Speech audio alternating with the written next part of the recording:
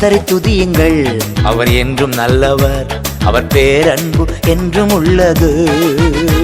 நம் கர்த்தரை துதியுங்கள், அவர் என்றும் நல்லவர், அவர் பேரன்பு என்றும் உள்ளது.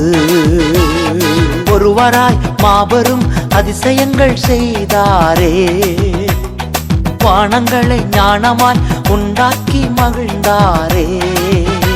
இன்று போற்றி புகழுவோம், நாம் உயர்த்தி மகிழுவோம்.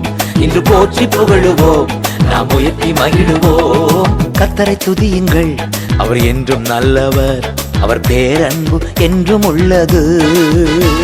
பகலை ஆள்வதற்கு கதிரவனை உருவாக்கினார், இரவை ஆள்வதற்கு சந்திரனை உருவாக்கினார். இன்று போற்றி புகழுவோம், நாம் உயர்த்தி மகிழுவோம்.